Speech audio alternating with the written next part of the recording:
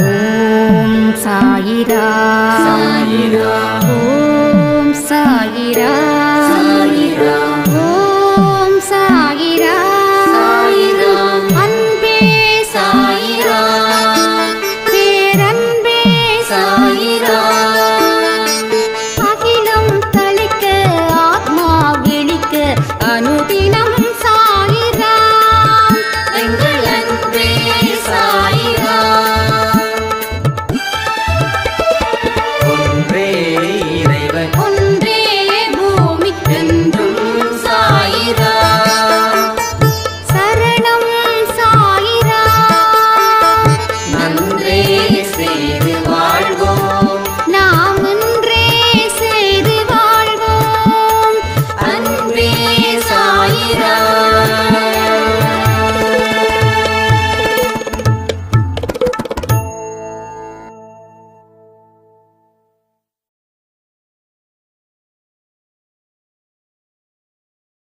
சாய்ராம். என் உயிரின் உயிரானவர்களே, அனைவருக்கும் இந்த நாள் நல்ல நாளாக அமைய சாயப்பா கிட்ட பிரார்த்தனை பண்ணிக்கிறேன்.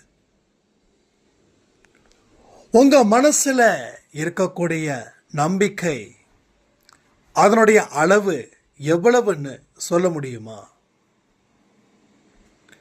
நீங்க கடவுள் மேல வச்சிருக்கக்கூடிய நம்பிக்கையோட அளவு எவ்வளவுன்னு சொல்ல முடியுமா? நம்பிக்கை இல்லாத ஒரு வாழ்க்கை வெற்று வாழ்க்கைக்கு சமம். நம்பிக்கையுடன் இருக்கக்கூடிய வாழ்க்கை வெற்றிக்கு சமம். அப்ப நம்பிக்கைய நாம எங்கேயோ தொலைச்சிட்டோம். தொலைச்சத மறுபடியும் தேடி எடுத்து தக்க வச்சுக்க முயற்சிகள் நீங்க செய்யுங்க. இந்த உலகத்துல எதை வேணாலும் இழந்து வாழலாம். ஆனா நம்பிக்கைய இழந்துட்டோம் அப்படின்னா வாழ முடியாதுன்றத உங்க ஆழ் மனசுல எடுத்து வைங்க. உங்க கண்ணீரை கடவுள் துடைக்கணும்னு நினைக்கிறாரு. உங்க கண்ணீருக்கு பதில கொடுக்கணும்னு நினைக்கிறாரு. இந்த கண்ணீர் தான் கடைசி கண்ணீரா என் குழந்தைங்களுக்கிட்ட வரணும்னு நினைக்கிறாரு. அப்போ அது எப்போ அவருடைய விருப்பம் நடக்கும் அப்படின்னா, தொலைஞ்ச நம்பிக்கையை மீண்டும் பெறுவதன் மூலமாக அது நடக்கும். அப்போ உங்க வாழ்க்கையில நீங்க இதற்கு முன்னாடி வெற்றி அடைஞ்ச சில சம்பவங்களை நினைச்சு பாருங்க. அப்போ நாம எப்படி வேகமா செயல்பட்டோம்? அந்த செயல்பட்டதற்கான காரணம் என்ன தெரியுமா? நம்பிக்கைய நீங்க விதைச்சதால. ஆனா என்ன செஞ்சிட்டோம்? அதுதான் கடைசியா நாம விதைச்சோம், அதுக்கப்புறம் விதைக்கல. ஸோ விதைச்சதை அறுவடை பண்ணிட்டோம், வெற்றி முடிஞ்சிருச்சு. ஆனால் வெற்றி பெற்றதுக்கப்புறம் திரும்பவும் விதைக்கலை. விதைக்காம விட்டது அந்த இடத்துல அவநம்பிக்கைக்குரிய ஒரு விதையை போட்டது போல ஆயிடுச்சு. இதுதான் நம்ம புரிஞ்சுக்க வேண்டிய முக்கியமானது. அப்போ விதைச்சிக்கிட்டே இரு. நீ ஒவ்வொன்றும் விதைக்க விதைக்க அறுவடை செய்வ. அறுவடை செஞ்சதுக்கு அப்புறம் ஏற்கனவே விதைச்சதை மறுபடியும் அறுவடை செய்வ. ஸோ எப்பொழுதும் உன்னுடைய நிலத்தில் ஏதாவது ஒன்று இருந்துக்கிட்டே இருக்கும். எதுவுமே இல்லைன்னா அந்த நிலம் வீணா போயிடும். அப்போ வாழ்க்கையில் சின்ன சின்ன சந்தோஷத்துக்கு கடவுளுக்கு நன்றிகள் சொல்வதன் மூலம், சின்ன சின்ன முயற்சிகளுக்கு கடவுளுக்கு நன்றிகள் சொல்வதன் மூலம், சின்ன சின்ன வெற்றிகளுக்கு கடவுளுக்கு நம்பிக்கை சொல்வதன் மூலம் இயல்பாகவே நம்பிக்கை உங்கள் ஆழ் மனசில் விதைக்கப்படுகிறது. விதைக்கப்பட்ட நம்பிக்கை அறுவடை செய்யப்படுகிறது. அறுவடை செய்யும் போது முகத்தில் ஏகப்பட்ட சந்தோஷ ரேகைகள். இன்னைக்கு எல்லாருடைய முகத்திலையும் எந்த மாதிரி ரேகைகள் இருக்குங்க? கவலைகள் அப்படின்ற ரேகைகள் மட்டும் ஆழமாக பதிஞ்சிருக்கு. அதனால் அது மட்டும் கல்வெட்டில் பதிச்சிட்டோம், மற்றதெல்லாம் தண்ணீரில் எழுதிட்டோமான்னு. ஸோ எதில் எழுதுனா அது நிரந்தரமாக இருக்குமோ அதை அதில் எழுதிடுவோம். எதை தற்காலிகமாக எழுதணுமோ அதை தண்ணியில் எழுதிடுவோம்.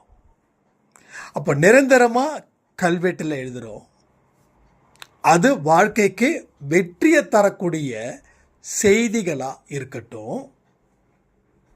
வாழ்க்கையில் அவமானம் அது இதெல்லாம் நம்ம என்ன பண்ணுவோம்? தண்ணீரில் எழுதுவோம். கண்ணீர் இல்லை, தண்ணீர். அப்போ எழுதவே அது அலைஞ்சிடும். அப்போ உங்கள் துன்பங்கள் எப்படி இருக்கும்? வந்த துன்பம் ஒரு நொடியில் உங்களை விட்டு போகும். அப்போது இன்னைக்கு இருக்கக்கூடிய வாக்கு தத்துவம் என்ன சொல்லுங்க பார்க்கலாம்? தொலைத்த நம்பிக்கையை முயற்சி செய்து நான் பெறுவேன். தொலைத்த நம்பிக்கையை முயற்சி செய்து நான் பெறுவேன். அப்போ எங்கெல்லாம் தொலைச்சிங்க அதை எல்லாத்தையும் ஒரு தடவை ரீகால் பண்ணுங்க. நினைச்சு பாருங்க. நினைச்சு பார்த்தாதான் நிறைய விஷயங்கள் நமக்கு புரியும். புரியக்கூடிய விஷயங்கள் தான் வாழ்க்கையில் வளத்தை சேர்க்கும். வாழ்க்கையில் வளம் சேர்ந்தாதான் உங்களை மதிக்காமல் ஓரமாக ஒதுக்கி வச்சாங்களே அவங்க கூட உங்களை மதிப்பாங்க, உங்களுக்கு பெரிய கும்பிடு போடுவாங்க. யாரை வேணாலும் பகைச்சிக்கலாம், ஆனால் உங்களை பகைச்சிக்க கூடாது அப்படின்ற ஒரு விஷயத்தை உங்கள் முன் அவர்கள் சொல்வார்கள். புரியுதா? அப்போ வாழ்க்கையில் ஒரு பாசிட்டிவ் வைப்ரேஷன், வாழ்க்கையில் முன்னேறுவதற்கு உண்டான வழிகள், வாழ்க்கையில் நல்லது நினைக்கக்கூடிய எண்ணங்கள்,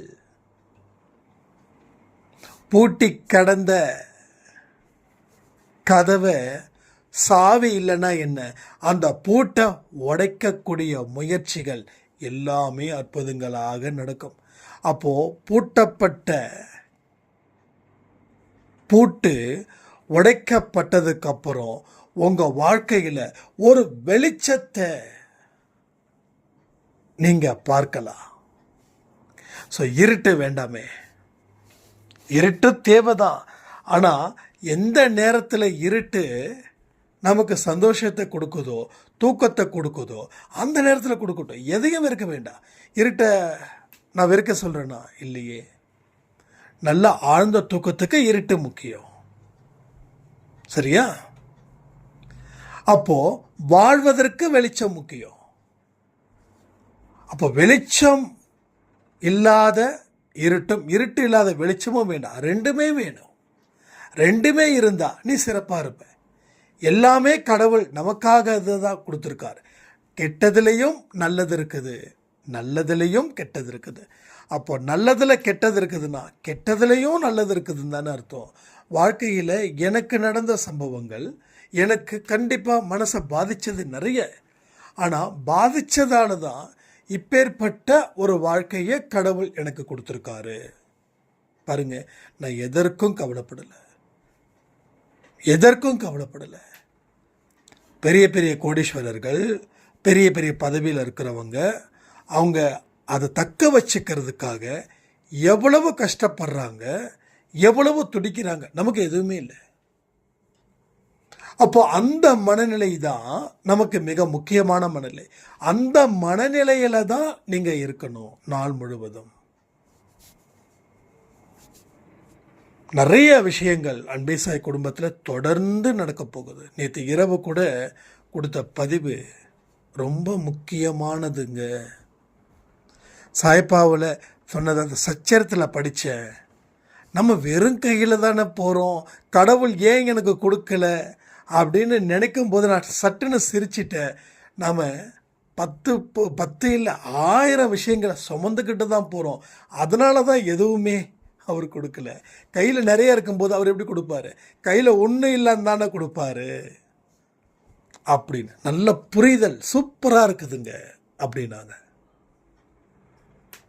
ஒரே ஒரு விஷயம்தான், ஒரு இடத்துலையும் பெரும் வளர்ச்சி அது அதை சுற்றி இருக்கிறவங்களையும் வளர்ச்சிக்கு உண்டான பாதையை தேர்ந்தெடுக்க உதவிகள் செய்யும். சரிங்களா? ஸோ கனத்தோடு வாழ வேண்டாம், ஹாப்பியாக வாழலாம். இருக்கிறது ஒரு வாழ்க்கை. இந்த வாழ்க்கையில் என்ன மாதிரி அப்பா அம்மாவை கொடுத்துருக்காங்க, அண்ணன் தங்கச்சியை கொடுத்துருக்காங்க. ஒருத்தவங்க நம்மளை பகைக்கிறாங்கன்னா நாமளும் அவங்கள பகைக்கணுமா? இதுதான் பெரிய கொஸ்டின். வேண்டாமே. யாருக்கு என்ன ஏதுன்றது கடவுளுக்கு தானே தெரியும். எல்லோருக்கிட்டையும் அன்பை மட்டும் பார்க்கலாமே, அன்புன்ற பக்கத்தை மட்டும் பார்க்கலாமே. கூட பிறந்தவங்க கிட்டேயே ஏன் பகையை வளர்த்துக்கணும்? கூட பிறந்தவங்களோட அன்பை மட்டும் பாருங்கள், பகையை பார்க்காதீங்க. நீங்கள் அப்படி இருக்கிறதால அவங்க அப்படி இருக்கலாம். நீங்கள் நல்லா மாறிட்டீங்கன்னா அவங்களும் மாறிடுவாங்க. இன்றைக்கி பொறுத்த வரைக்கும் நான் ஒன்று சொல்கிறேன், என் கூட பிறந்தவங்க கிட்ட நான் ரொம்ப பகையோடு தான் இருக்கேன், எரிச்சலாக இருக்குது, நாங்கள் பேசியே பல வருஷம் ஆகுதுன்னு யாராவது நினச்சிங்கன்னா இன்னைக்குள்ளே பேசிடுங்க. இன்னைக்குள்ளே பேசிடுங்க. மனசில் இருக்கிறதெல்லாம் சொல்லிடுங்க. மன்னிப்பும் கேளுங்க, தப்பே இல்லை. கூட பிறந்தவங்களே நம்ம மன்னிக்கலைன்னா வேறு எந்த மனுஷனை நம்ம மன்னிச்சிருவோமா? முடியாது. ஸோ பகை அறிவையை மங்க செய்யும், அன்பு அறிவை வளர்ச்சி பாதையில் இட்டு செல்லும். உங்கள் வாழ்க்கையில் நல்லது நடக்கணுன்றதுக்காக தான் சாயப்பா நிறைய பதிவுகள் மூலமாக உங்கள் மனசில் ஒரு மாற்றத்தை ஏற்படுத்த முயற்சிகள் செய்து கொண்டு இருக்கிறார். அதை எந்த காரணத்தை கொண்டும் மறக்காமல் வாழ்க்கை வாழ்வதற்காக அப்படின்னு ஒரு உறுதிமொழி நீங்கள் எடுங்க. வாழ்க்கையை வெல்லுவோம் சொல்லி இதை எல்லாத்தையும் செஞ்சால் உங்கள் வாழ்க்கையில் வெற்றி நிச்சயம். இது சாயின் சத்தியன்னு சொல்லி இன்றைக்கி யாரெல்லாம் பர்த்டே வெட்டிங் டே செலிப்ரேட் பண்ணுறாங்களோ அத்தனை பேருக்கும் சாயப்பாவுடைய அன்பும் ஆசீர்வாதமும் பரிபூர்ணமாக கிடைக்கணும்னு பிரார்த்தனை பண்ணி இந்த பதிவை நான் முடிக்கிறேன். ஜெய் சாய்ராம். ஓம் சாயிரா. சாயிரா. ஓம் சாயிரா.